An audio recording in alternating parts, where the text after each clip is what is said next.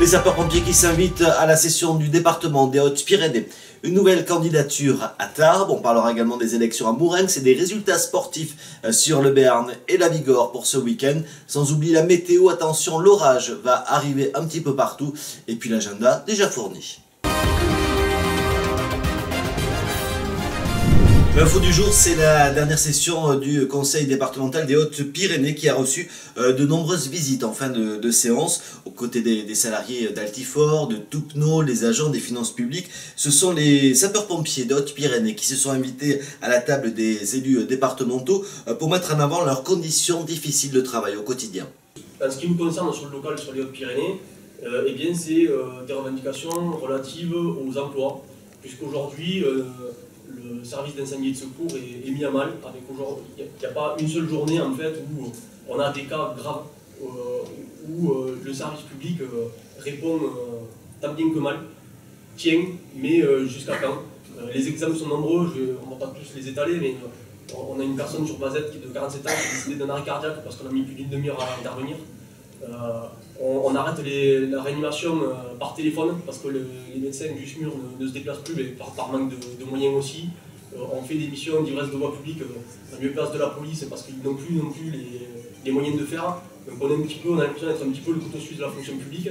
Et aujourd'hui, très clairement, on n'a plus les moyens de faire notre travail correctement.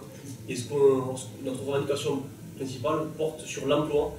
Parce que c'est pas de l'emploi pour se faire plaisir, c'est de l'emploi parce qu'on n'arrive plus à faire notre mission de service public qui est les missions de lutte contre les incendies et de secours aux personnes.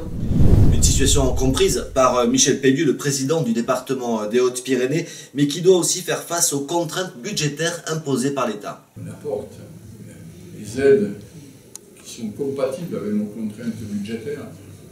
Aujourd'hui, le SDIS, c'est des dépenses de fonctionnement. On a un cadrage budgétaire qui nous oblige à respecter une augmentation de 1,2% d'une année sur l'autre. 1,2%, ça nous laisse peu de marge de manœuvre. On avait une discussion tout à l'heure, notamment sur la politique sociale. L'année dernière, on a dû trouver 9 millions d'euros d'économie. Cette année, on doit en trouver 15. Donc, bon, je vais vous dire, on essaiera de maintenir notre soutien au SDIS, au niveau où il est, mais vous faire des promesses qu'on aille au-delà, je n'aurai pas la prétention de les faire. Notez que la grève se poursuit pour les sapeurs-pompiers professionnels des Hautes-Pyrénées, tout comme leurs collègues un petit peu partout en France.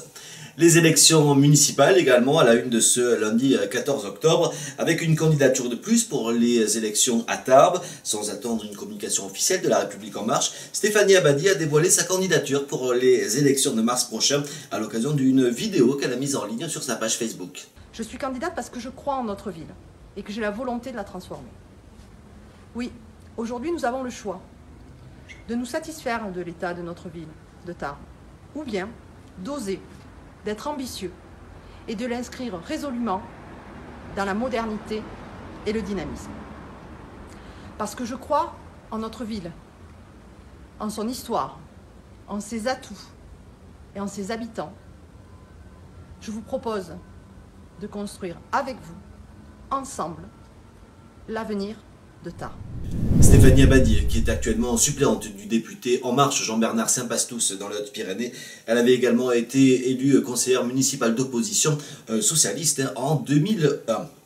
Sur le pays de Pau, c'est Mourenx, une primaire interne au Parti Socialiste qui a départagé le maire sortant au député de la circonscription, au profit d'ailleurs de ce dernier, David Habib, qui a obtenu la majorité des voix des militants socialistes qui avaient été nombreux à adhérer pour participer à ce vote.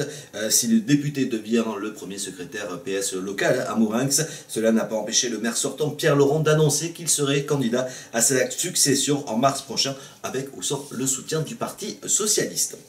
En bref, plus de 31 degrés ce dimanche après-midi sur Tarbes et sur Pau. Il a fait chaud, très chaud même pour une mi-octobre au pied des Pyrénées. Le record n'a pourtant pas été battu dans la préfecture de la Bigorre. Il est de 33,8 degrés en octobre 1985 selon Météo Pyrénées. À Lourdes, la vente des bancs de la grotte a démarré lors du dernier conseil municipal. Alors que l'opposition dénonce cette vente des biens municipaux, la majorité de Josette Bourdeux a choisi de vendre le banc 23 pour 160 000 € et le banc 33 pour 420 000 €. Les bancs, ce sont ces espaces commerciaux qui sont installés près des sanctuaires que la ville possède depuis près d'un siècle. Et puis après avoir manifesté hier en Espagne, les éleveurs de la chaîne des Pyrénées se donnent rendez-vous ce lundi matin devant la préfecture des Hautes-Pyrénées à Tarbes pour protester contre les dégâts causés aux troupeaux par les ours. Un appel à manifester lancé par la FDSEA des Hautes-Pyrénées et des Pyrénées-Atlantiques ainsi que les jeunes agriculteurs de ces deux départements. Pour ce CLT, ils ont dénombré plus de 1500 animaux tués en estime. La page sport traditionnelle du lundi avec les principaux résultats de ce week-end. On commence par le rugby avec la victoire de Bayonne face à Montpellier, 28-24. La défaite de la section paloise à Lyon, 27-8. Des Palois qui ont multiplié les fautes et les cartons jaunes durant ce déplacement chez le Loup au classement de top 14. Lyon reste confortablement leader avec 30 points. Bayonne est 3e avec 21 points et Pau pointe à la 11e place avec 13 points seulement, avec juste un petit point d'avance sur Agen et sur Brive. En Fédéral 1, Lannemezan a fait tomber le Stadeau sur le plateau, 28-16. Oloron a chuté lourdement à Blagnac, 48-19. Bagnères est aussi tombé à Florence. Tarbes est 3e, Lannemezan 9e, Oloron 11e et Bagnères à la dernière place. Du basket aussi, avec les Lambernais qui a su rester maître de son palais face à la lanterne rouge Le Portel, non sans réellement briller sur le parquet, mais la victoire permet aux Béarnais de pointer à la 10e place. Chez les filles, Tarbes s'impose face à Villeneuve d'Ascq 68-62. Elles sont 5e. Découvrez ce soir sur la télé des Pyrénées tous les résultats et tous les commentaires avec votre nouveau magazine sportif. Ça s'appellera 3e mi-temps. En attendant, si vous voulez que l'on parle de vous, eh bien c'est très simple, un petit mail, rédaction@pyrénéinfo.fr. À suivre, la météo orageuse et l'agenda.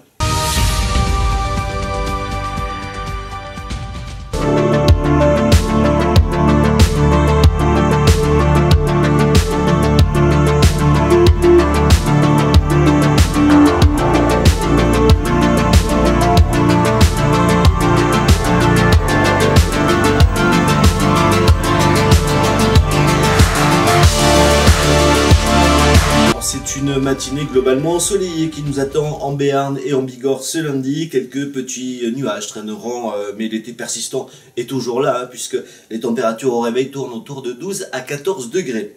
Ce lundi après-midi, ça va se gâter partout avec l'arrivée des pluies de la côte basque jusqu'au plateau de Lannemezan, des pluies qui pourraient même être orageuses, notamment sur les vallées. Le thermomètre restera encore haut avec 24 degrés à Dax et à Bayonne, 25 à Orthez, 26 à Pau et même 27 à Tarbes.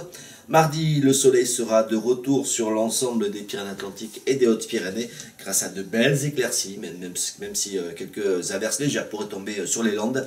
10 degrés à Pau et Orthez au réveil, 12 à Dax et Bayonne et un petit 9 degrés à Tarbes. Mardi après-midi, eh bien le soleil a encore rendez-vous avec quelques passages nuageux, mais une belle impression de beau temps, malgré des températures qui seront en baisse, 19 degrés sur les côtes basques et landaises, 17 degrés à Tarbes et à Pau. Sur votre agenda, la fête foraine qui se poursuit jusqu'à dimanche est sur la place Sainte-Thérèse à Tarbes. Un rendez-vous annuel à partager en famille, tout comme la Tarbelle qui vous attend vendredi dès 20 h sous la Marque à Dieu. Une course féminine dans les rues du centre-ville de Tarbes au profit d'Octobre Rose et de ces milliers de participantes qui prennent part à ce rendez-vous chaque année. Notez côté Béarn demain à 18 h la médiathèque d'Est à Billère qui se plonge dans l'histoire du premier pas sur la Lune de Neil Armstrong notamment, et qui s'interrogera avec humour sur la légende qui voudrait que cet instant ait été tourné en studio. Et puis notez que jeudi, dès 20 h 30, les Ogres de Barbac seront en concert au Zénith de Pau dans le cadre de l'été indé. Sur la télé des Pyrénées, bien sûr, c'est l'info, les magazines, les fictions entièrement d'ici, l'occasion de découvrir les Hautes-Pyrénées et le Béarn. Autrement, rendez-vous sur notre site, sur la chaîne YouTube de la télé des Pyrénées, la page Facebook ou encore Instagram pour ne rien rater de votre quotidien au pied des Pyrénées. Et vous le savez, la télé des Pyrénées, c'est à liker, à commenter, à partager et plus c'est affinité.